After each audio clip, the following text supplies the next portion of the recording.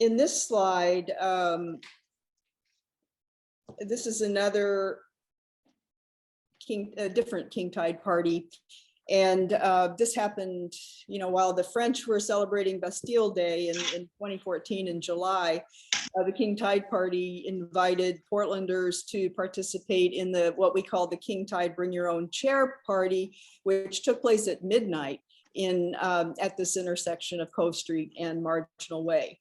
And so community members were invited to bring chairs and sit and watch the spectacle of the rising tides as the water bubbled up through the storm drains. And this would be, water from Back Cove that works its way back up through the storm drains during, these kind of king tide events. And so in order to mark the tide, we did puppetry, street theater, multimedia presentations, and people were invited to participate. So pictured here are street performers who are working with community members to light sparklers to celebrate the arrival of the king tide, which happened at midnight that night. So this participatory part is really key. It's like a catalyst for public community empowerment, really, and in building community. So part of this this event was this sculptural intervention called Observation Shack. And the shack was created specifically for the party, and it's fabricated from recycled and repurposed materials. And the shack was placed directly over the manhole cover right there on Marginal Way and Cove Street. And the idea is that the audience could walk up onto this platform and observe the tide as it was coming in. So the attitude of King Tide Party is one of conservation and making the best use of existing materials. So it's important to all of the artists who participate in this not to generate more waste in the process of making artwork for these events. So pictured here is Nathan Brodus, and he is holding a Trimble GPS receiver. And he did a performance where he walked the perimeter of the water to the extent of the water that night. And this is the map that he created. And we often use GIS or geographic information systems and GPS receivers to make maps related to these events. And one of the reasons we do this is because GIS and GPS is sort of like the Esperanto for city planning. It's like the common language that city planners and other stakeholders can sort of see and understand. And so we made this map to show the extent of that pond. We've named it Knudsen Pond there on Marginal Way. And the blue one is what happened that night. And then there are two other outlines here, a red one and then a magenta kind of shape that show the outline of that same kind of body of water on different dates. So it sometimes it's really large and other times it's smaller. And then in 2014, we did a party at the Moontide Garden, which is an art installation on Portland's waterfront. And we made giant puppets and greeted audience members with these puppets. And then we invited the audience members to participate in a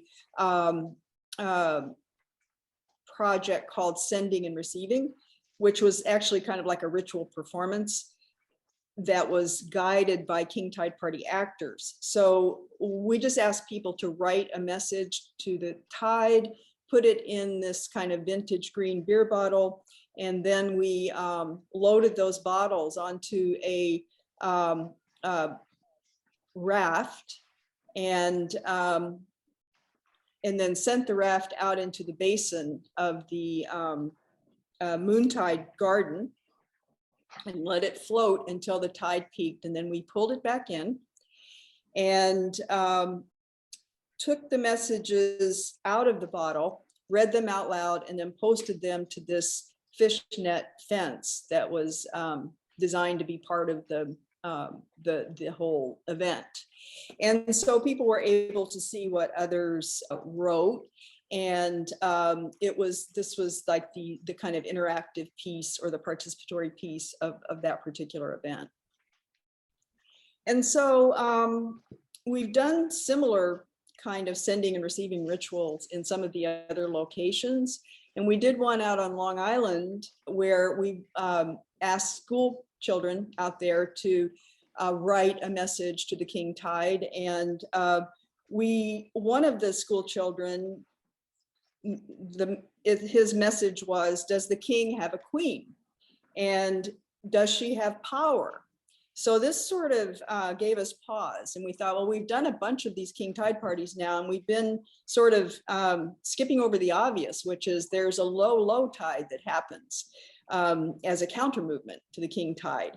And that's a very mysterious time too. It's like, what does the low tide reveal? And so we decided to do a king tide party hosted event to honor the queen tide. And we actually dubbed this low tide the queen tide. And so this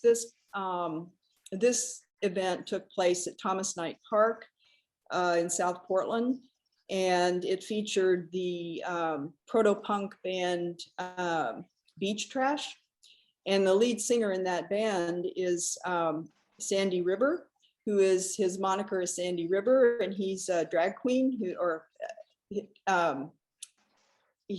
she is a drag queen whose attire is made from trash found on the beach. And so here are the members, the band members, with the backdrop of the Fore River, with the tide being really far out. And so it's a great place to really observe what the queen tide reveals. And here's Beach Trash performing, and they're a really accomplished band, and here they're performing under the Casco Bay Bridge, and they did a stellar performance that day. And Zach Smith, who is Sandy River, is a lobsterman by day, and so he's very familiar with the impacts of climate change and the fishing, its impact on the fishing industry. So it was great to have him there and to have the band there to celebrate this queen tide event. This slide, I have two more slides, and this one brings me to another form of beach trash and another project actually. And this was this trash that's pictured here was collected by the artist Celeste Roberge on Fowler's Beach in Long Island, Maine, on Long Island, Maine. And Celeste was a participant with 20 other people in a public walk called Long Island Drift, which took place on September 9th of this year. And this photograph was her response to two prompts that were given by the event organizers, which was, the first one was, what is your experience of the island? The other one was, what is your experience of the tide? So then this is what Celeste sent in. And this is my final slide, and it documents the part of the Long Island Drift project where it was a public walk that took place on September 19th and started at Mariner's Wharf and culminated at Fowler's Beach. And my collaborators in this project were Samantha Como, Paula Gerstenblatt, Megan Jones, and Lisa Willey. And we led this walk, and blue masks were provided as a protective measure against COVID. And when we got to the beach, all of the walkers formed a human chain that, we asked them to stand 6 feet apart. And then they were guided through 2 1-minute silent contemplations. The first one faced the water and the next one faced the land. And they were asked to contemplate the impacts of the tides on the shoreline and on local communities. This walk took place in conjunction with platform projects walks. This is a project called Ecologies of the Local, which was organized by the artist and curator Julie Poitras Santos. And so there were other walks also connected to this larger project. And then there was a partner exhibition at Speedwell Projects in Portland that focused on walking as an art form. So, and additionally, Long Island Drift, this walking project, is connected to the University of Southern Maine interdisciplinary research project called Maine-Greenland Collaborations, which is studying the impacts of ecological change on coastal communities in Maine and Greenland. And so I also want to make note that all of these projects that I've gone through have received support through the Maine Economic Improvement Fund. And just to close, I think that the awareness of climate change has increased since the first King Tide Party in 2013. I mean, just generally amongst the public and in the art world. However, there's a lot of work to be done, not only in raising awareness, but in beginning to work together to imagine and implement new and more sustainable futures. So I think that artists can contribute to this by appealing to the senses and creating, memorable experiences, and also by asking provocative questions, creating dialogue. And designers have a big role to play in developing adaptation and mitigation solutions to the climate crisis. And they can also help identify and resolve community problems.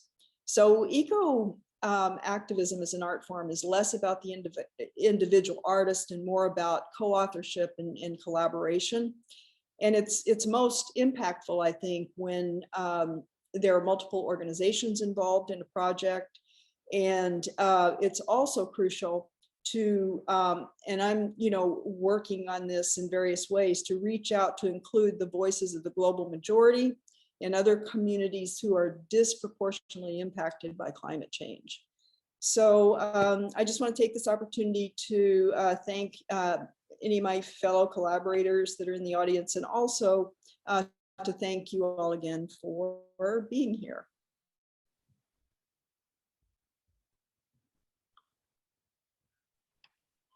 All right, and well, I've got.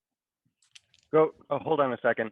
I was just going to say thank you very much, Jen. That was really awesome, and it's great to see all these creative ideas about how you can engage people using, a variety of different media and different approaches that are using art and music, and really doing something with it to educate and try and change things. So thank you very much again for that.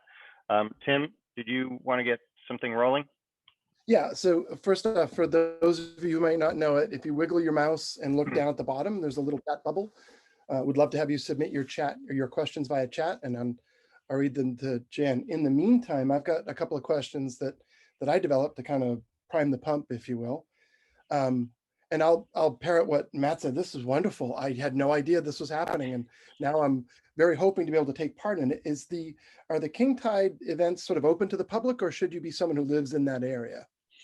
They are open to the public, and we've promoted them in different ways, press releases, news announcements and things like that. But they're definitely open to anyone who wants to come. Fantastic. Now, as a follow-on to that is, so the King Tides, and I don't know this, I'm asking, are they like a thing? They're a geological thing that happens? Yes. And you can plan for them. Okay. I didn't know if that was just a name that you gave it. So anyway, go ahead. The name is not necessarily scientific. I'm not sure exactly where that got started, but they basically stand for the highest tides of the year. And I call anything in the Portland or Casco Bay area, when there's a tide based on a Portland tidal gauge that's above, around 11.6 feet, you're going to see some flooding. And while some of those technically may not be king tides, you're gonna see some action. Yeah, that's wonderful. And by the way, I mean, I'll say this, hopefully Matt doesn't mind, but if we can help get the word out, by all means, let's work together on that, because what a wonderful way to have a little fun, but Yeah. really take an issue on head on and look at it, because that king tide could get larger as time goes on. Yeah. And one more question for me before I open it up to the public to go ahead and type them in. What was the name of the band again? I'd like to look them up and see if they're on Beach Spotify. Trash. Beach Trash. And the Island Institute just did a documentary on Zach Smith, the lead singer. So if you go to their website, you may be able to find that. I think the band members have changed a little bit since that event at Thomas Knight Park, but Zach he's actually the sort of the core of the group. Great. Well, thanks for introducing me to a new band. That's one of my favorite things to have happen. So. Sure. So anyone else, go ahead, type your questions in. Would love to hear from you and your questions for Jan. So if we don't have anyone going quite yet, I have one or two that we might want to explore. And I guess, one of them is you started on this in 2013, is that right, Jan? Yes. What sort of prompted you at the very beginning to start doing this kind of work? I was walking in my neighborhood and I saw a big water flooding on a sunny day. And I thought that was really strange. And I started looking into it and discovered that that was a tidal inundation, and that it happens regularly. And so at that point, I was working with the GIS lab at USM, doing art kind of GIS projects. And I decided, I'd start to work with students to do something with that kind of urban, it's called nuisance flooding, really, or sunny day flooding. So I just got really intrigued by the idea of it's the back cove coming up to reclaim sort of where it used to be.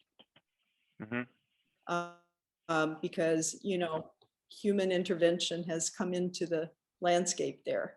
Yes. And and then, as sea level rises, that becomes more pronounced. And then if we get a storm surge or torrential rains, like what happened, I believe it was in 2015, when, we got the big flood by Whole Foods, and there was, the Prius sort of floating down the street, that was pretty dramatic. It isn't always that, dramatic, but sometimes it can get that way. Right. And then I guess one more question would be what it's sort of a two-part question. What would you say has been the biggest barrier to executing this work, if there have been any, and what have you found the most rewarding about it? It's probably what is most rewarding is also a barrier, because, artists are, you've heard the term herding cats, and, we're working with a group of artists, right? And so we're energetic and have a lot of ideas. And I've learned to just relinquish control and let it happen, because as the director of these projects, it's sort of my responsibility to make sure they happen, when they happen. But I just trust the people who are doing things like building the shack or building the raft, that it's going to show up, and it always does. And so it's a little bit nerve-wracking, but also very rewarding to work with other artists and community members. Oh, it looks like maybe we have a couple of questions here. We do. Yep.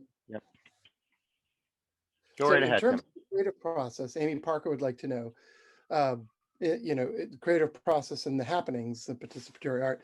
Do you draw? Do you write? Do you speak? How do you generate your ideas and build your ideas? And how does this happen in a form for you prior to the event? So how do you ideate? And I don't like that term, but how do Yeah, you do that? that's a good question. In a variety of ways. Sometimes we prototype. Sometimes actually there are writers and poets involved with the project, and sometimes we'll test out. Like we did a proclamation at on Somerset Street by Whole Foods that named that location Somerset Lagoon. And so we had to write a proclamation prior to that and agree on the wording. And it was an unofficial proclamation, so you won't find it in the city records, you know, but so we do a lot of, and often, yes, drawing. Yeah, we do whatever we have to do to get the ideas out, and you know, have a lot of discussions, you know, get together and you know, try to just work things out whatever way we need, you know, in whatever way we need to do that.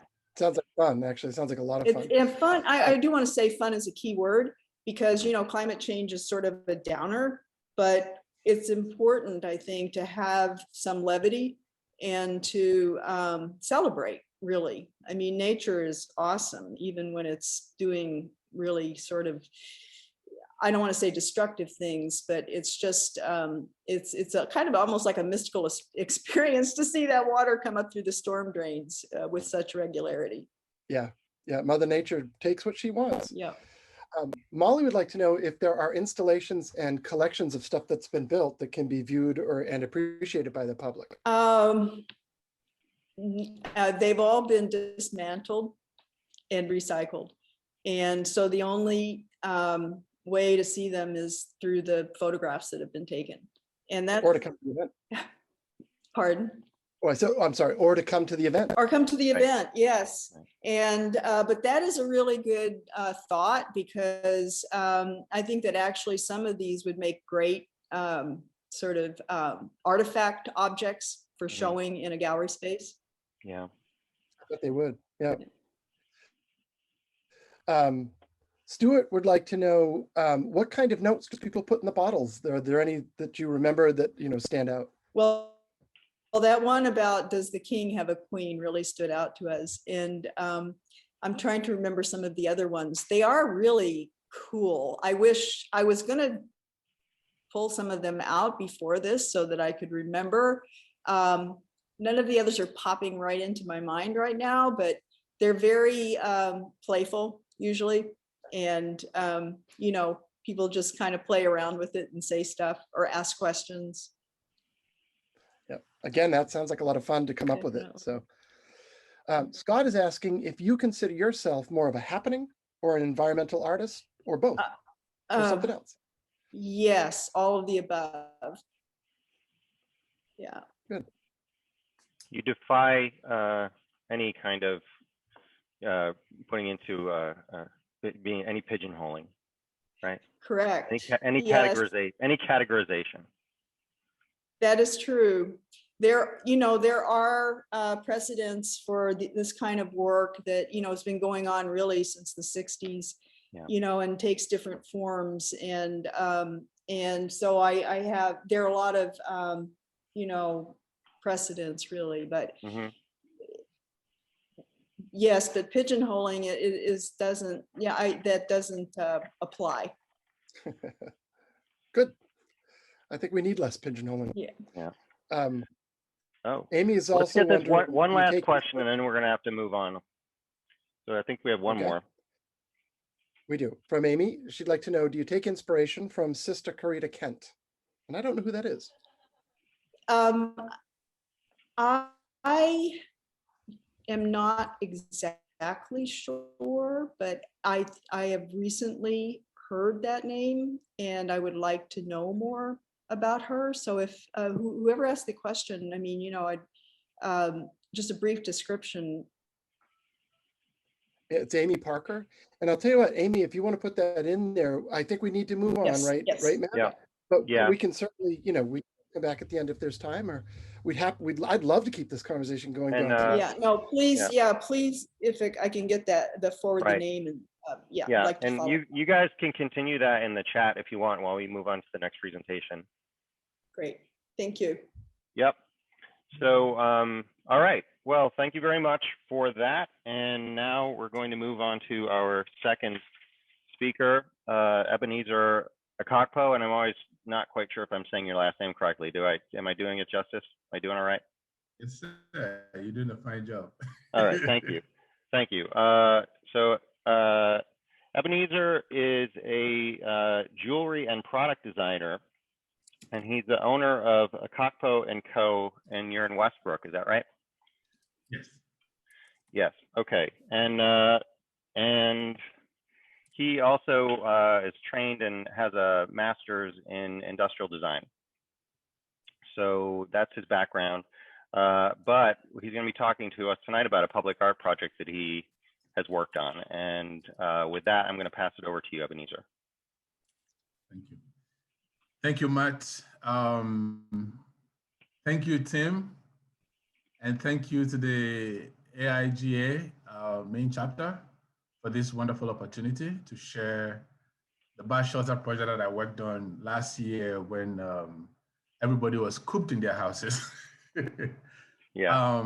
It's also, I have to say, it's also an honor to be on the same platform with Madam Jen Perrybeck.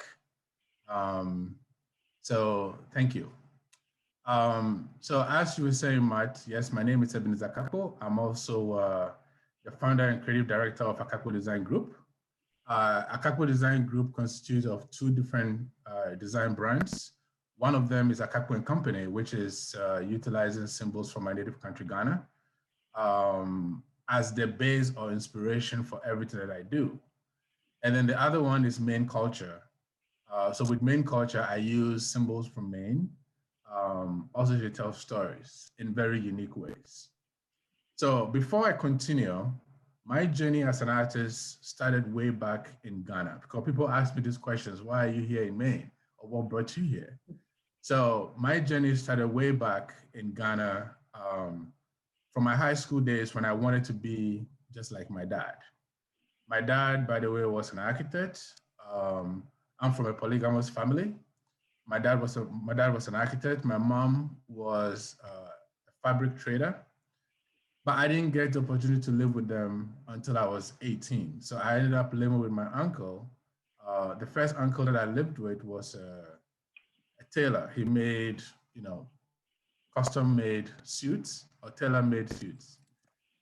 So I lived with him for a few years, and then I moved on to my uncle, who was a math professor at a vocational technical institution that was and is still continued to be sponsored by the Canadian government back in Ghana, in the capital, Accra.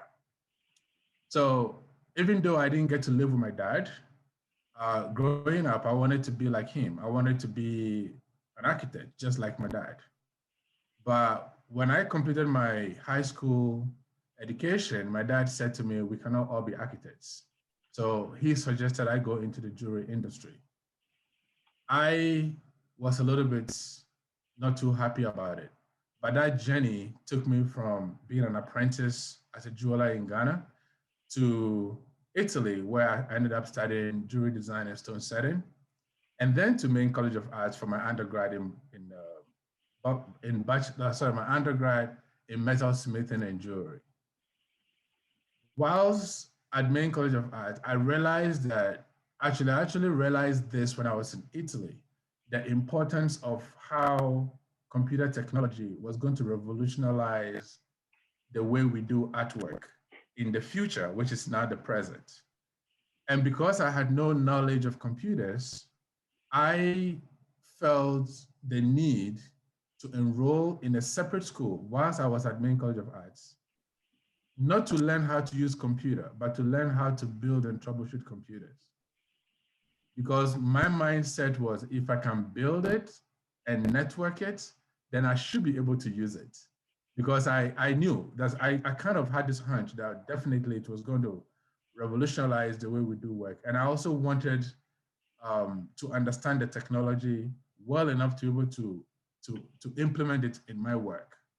So that led to me getting a job with the Maine Turnpike Authority when I completed Maine College of Arts, and also as a contract jeweler for Zales. I worked both jobs for about 4 years.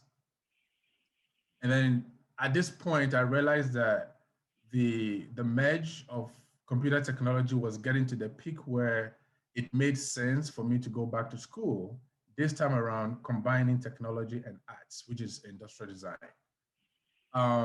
So that is what took me to RIT. And today I'm proud to say that I'm back living in South Portland, Maine. I continue to work as a PC support specialist at the Maine Turnpike Authority by day, and at night, I work as a creative director for my 2 brands. So before I dive into the presentation, I'd like us to watch a quick video about the bus shelter project that I'm going to be talking about.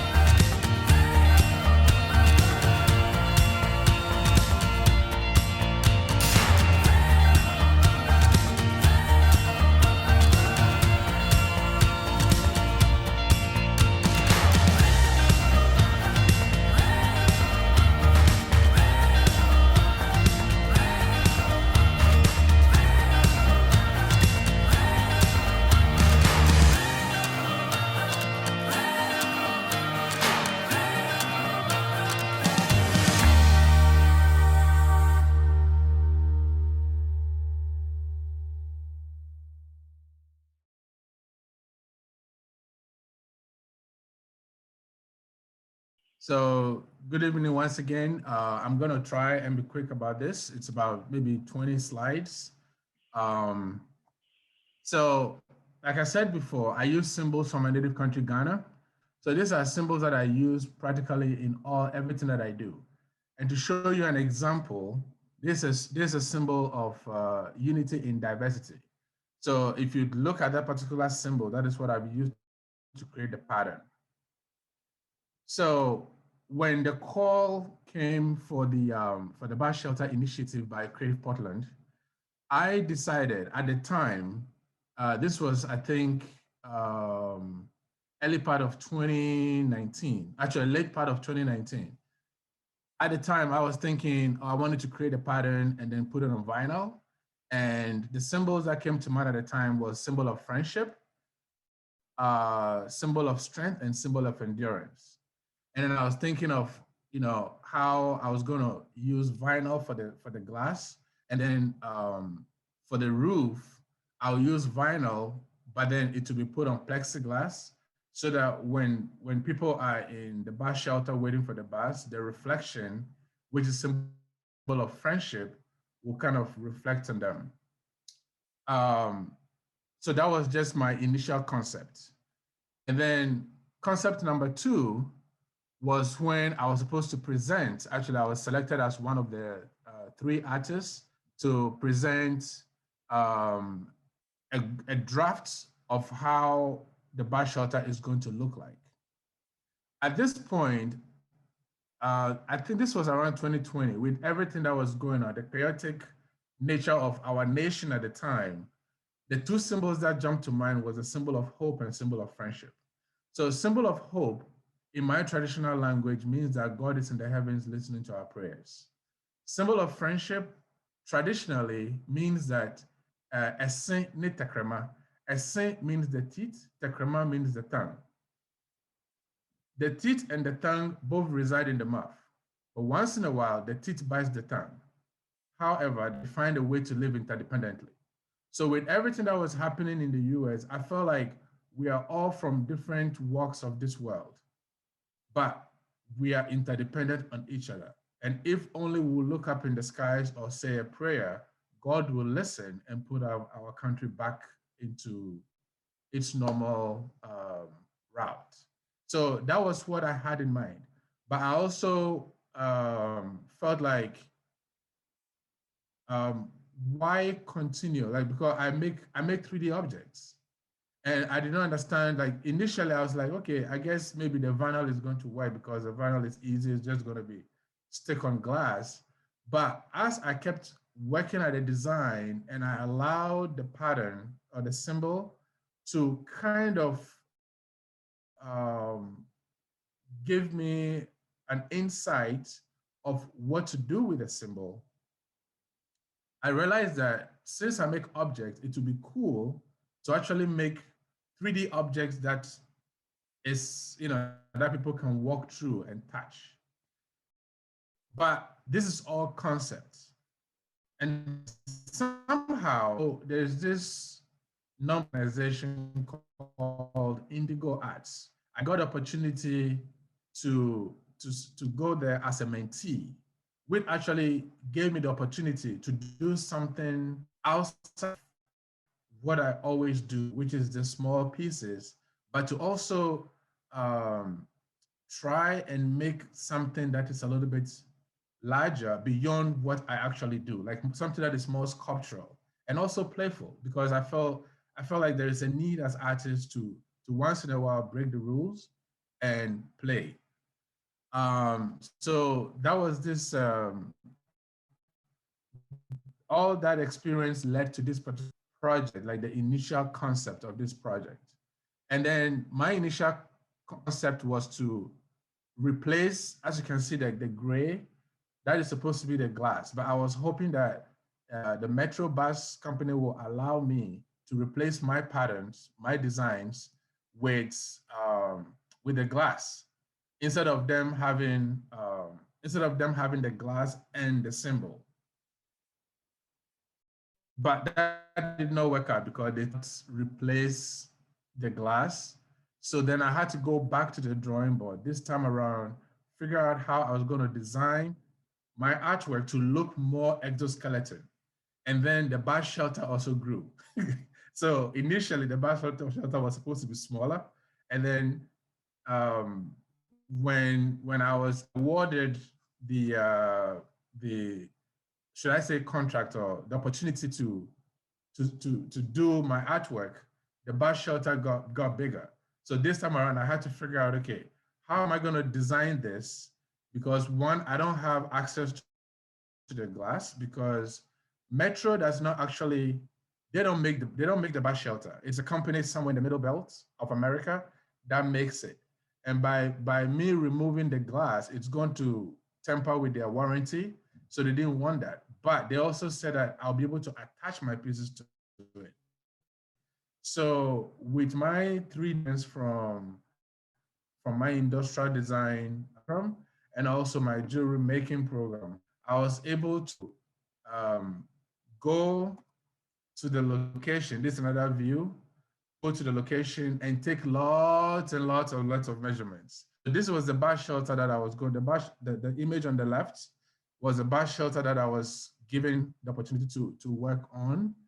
And then on the right, as you can see, I was making all kinds of adjustments. So to put, I wanted to create the hope structure in the roof, so that, because when we are in dire need of something, we always, like when we're thinking of spiritually, we always look in the sky, that there is God somewhere in the heavens.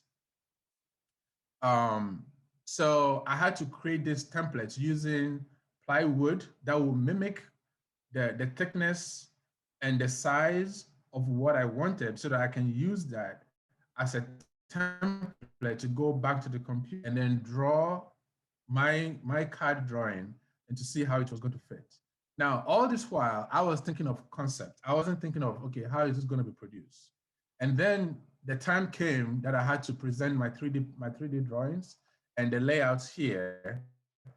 And I had to like give a detailed account of exactly what I needed for each piece and how, like the type of screws, everything, which was very, very interesting, because I mean, it was tedious. It was a lot of work. And I kept saying to myself, why didn't I just stick with vinyl? That would make my work easy. Just stick something on glass and I'm good. But I also felt like having this challenge will potentially help me to move on from just making little objects to potentially maybe larger sculptures in the future, or even sculptures for the home. So I took that on as a very good challenge and also as a very good experience to do. But in the process, we also got American Steel to donate their time to help do the cutting, to do the laser cutting for us. I also got Portland. There's a South Portland company that does, um, they do plating, but they did the coding. I'm forgetting the terms, but they do the color coding, the powder coding. Yeah, they do the powder coding for the structure. So when the piece was done, I mean, like I said, I did a lot of measurements, but when the piece was done, in order to show the scalability and also to finish the metal pieces, I quickly had to learn something new by going to a friend who works at the Turnpike by day, but he also owns a metal shop. So I had to go to him to show me and to teach me how to sand, how to remove all the little pivots that the laser left behind, to prep all this on a weekend, like from Friday evening till Monday morning, and get it ready to be powder coated. That is the other piece, the large piece that goes to the back.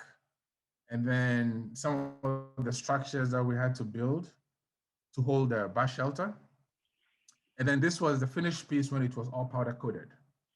And then brought it for installation. Um, yeah. And that actually, I take this particular picture because this is my favorite shot. Whilst we were doing the installation, there was this gentleman who came and sat in there and was looking through that angle, like the diamond shape angle. And because the symbol is hope, I said to him, "Oh, so you're hoping your bus was going to arrive on time?" And then he started laughing. In a nutshell, I'm hoping that, this is not just the end, but it is just the beginning of me getting the opportunity to not only share my work in the minute level, but also to be able to share my work at a larger scope where people can go in and touch and walk through it, and also have conversations, like something that will start to ignite a conversation. The photo was taken by a very good friend, Michael Wilson, who also attended Maine College of Arts. The photograph was sponsored by Maine Craft Associates for Michael to shoot them. And I think he did a very good job bringing my product, my object, which was sponsored by the National Endowment for the Arts, um, to bring them to life. So once again, I'm very honored to be able to share this. If I have to go into details, we will not end today, but I just wanted to share a little bit. I wanted to share a little bit um, of this project. And if you have any questions, please feel free to ask. And once again, thank you, AIGA, for this opportunity. It is an honor for me to be able to share this bus shelter project. Maybe in the future, when when we can do in-person stuff, I'll be able to come in and talk more into detail of what took place. Thank you. Oh, thank you so much, Ebenezer. That was really great. And I want to say, before anything else, I had a bunch of questions that I thought of coming into this presentation. You answered all of them during your presentation. So it was great, the amount of detail that you went into explaining some of the things, like having to spec your hardware and all those kinds of things that people don't necessarily think about. Just so everybody knows, where is this located again? It's at Congress Street. It's right in front of Mechanic Hall. Yeah. I think it's 544 Congress. Mm-hmm. It's right in front of Maine Craft Associates and Mechanic Hall, and across the street from Maine College of Arts. Right, and it's also, there's a CVS across the street, right? Yes. Everyone will know that. Yeah. Yeah, and it's a beautiful piece. We've gotten some feedback in the comments from people really admiring it. Let's see. So it looks like we have some questions, and I'm going to let Tim take it over with that. Why, thank you. Yeah, I'm just enamored of this. I haven't seen it on Congress, so it means I haven't been in Portland recently. When did it go up? Last year, during my birthday, actually, 31st August. Goodness, I guess I haven't been to Portland in a long time. It means I need to get in there. Anyway, so Stuart would like to know what your dream project would be. You kind of mentioned this was a good way to learn some stuff. What's your dream project from here? My dream project will be to be able to work with architects. Actually, my dream goal as an artist is to specialize in computational design, because I'm a firm believer in technology, and I want to use, or I would like to use technology to push my pattern making to the next level using algorithm. If I can get opportunity to work with an architect that is going to set up a whole like high skyscraper, and I was working through Boston the other day, and I was like, how cool will it be if the owners of every condo had their own story, and I had to create the barricade for the veranda, with a specific symbol. I think that would be cool. That way, the whole structure becomes an artwork. First off, Martha would like to say hello as a fellow RIT alum. Hi. And that's you, Matt. Yeah, that's me. Matt, you're a time as well. Yeah. Are there any plans to create more of these around Portland? This is lovely. I'd love to see more of them. And I don't know who W434712 is, but they'd also like to know. Yeah, W434712. Reveal yourself. We don't know who you are. So it's probably a computer virus. Oh, it's Lisa. It's one of my coworkers. Okay. Hi, Lisa. So if I had my own way and I was being greedy, I would say I would have loved to be the sole artist to take care of all the bus shelters. But we have to share, and I was assigned this particular bus shelter.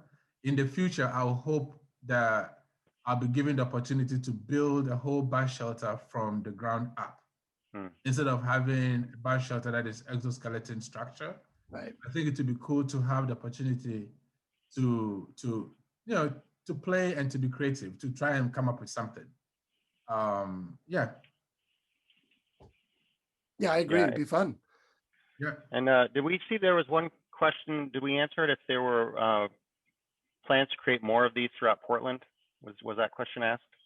Yeah, the Creative Portland is actually, and I think maybe to some of the graphic artists that are on this platform, including designers and makers, I think reaching out to Creative Portland will also be a very good start, because Creative Portland is in charge of the bus shelter initiative, working with Portland Metro. And I think if people are interested in exploring, using vinyl or other different medium to create their artwork, I think that will also be a very good place to connect with. Yeah, I think the lady's name is. Go ahead. Yeah. I said the lady's name is the executive director for Creative Portland is called Diana Minot. And there have been a few other of these bus shelters that have been done by other artists, correct? Yes. There's one at USM actually. So there are some that exist currently, and I believe there's some articles out there on the web. I think Portland Press Herald and some other ones highlight some of the other artists that worked on these also. Yes. So Amy has a question, and it's an interesting question. It's longer than some of the other ones, so bear with me. I'll read it, but it's very interesting. So she'd like to know if she states that your work feels musical and sound design based. Is there any connection to the field of sound that connects your teeth and mouth concept to the actual sound or to actual sound? Did you consider the interaction of sound within the negative space of the design? And have you considered playing your pieces with soft mallets?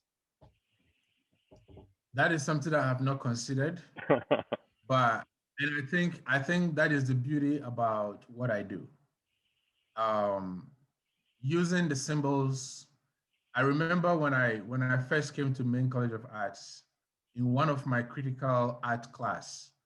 I don't remember this, but if any of you here know who the philosopher will be, I'm very happy to read more about that philosopher. But in one of my creative critical writing class or critical thinking class, I remember the professor saying that there is this philosopher who said, when an artwork from an original state is taken to a different state, it loses its meaning. And that really stuck with me. And this was in in the year 2000. So this is me coming from Ghana, who experienced or had this aha moment when I was in Italy about symbols, about the possibility of being able to use symbols in creating innovative structures or innovative jewelry in every individual way or in an artist's own way. And when I saw this, and this was like the heart shape. This was in Florence, Italy. This was the heart shape. I went to like almost 5 jewelry shops on a place called Ponte Vecchio, and they all had their own version. And at that time, it just dawned on me. I had the aha moment that I come from a country where we have these visual language symbols. These are ancient symbols. How cool will it be if, in my own way, I can combine them with modern technology to bring them back into the modern world? But the beauty about all this is that when I create any artwork, be it a coaster or trivet or cups or jewelry, the individual puts their own interpretation. They add their own meaning. And that is what I think conquers what that philosopher said, that bringing an artwork from its original state to a different state loses its meaning. And I think even if it might have lost the original meaning, it's taken on to new shapes, new meaning, which I am beginning to appreciate. So I think with your comments, that is what is happening. You know, it would be cool for you to go there with a little stick and see if by hitting, what kind of notes are going to come out of it. Yeah. So it will be a good experiment. Well, maybe in the future, Ebenezer, you might want to think about incorporating some musical ideas into your work. Definitely, I will. Yeah, definitely. All right, so I think we're coming up on 7:15, and I am sure people have dinner and other things this evening. So we're going to wrap up there for questions for Ebenezer. I wanted to say thank you to him again for participating tonight and sharing his wonderful work with us. And just a few things to sort of conclude this evening. If you enjoyed this event, let us know. And also spread the word, let other people know, because we are going to be continuing to do other lightning talks in coming months. We're going to try and do this on more or less a quarterly basis. So keep an eye out for other events coming up, particularly this fall. We're hoping to have another one, and we'll announce that as soon as we have something together. You can find out additional information about what's going on with us at maine.aiga.org. That's our website.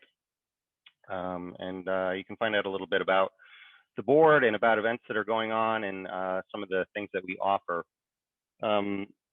If you have any ideas that you would like to share with us for future talks, we'd be happy to hear from you. You should be able to find ways of contacting me and other board members on our website. And once once again, thank you to everyone who came tonight and attended. We really appreciate you supporting us and hope you really had a great time tonight. So thank you very much.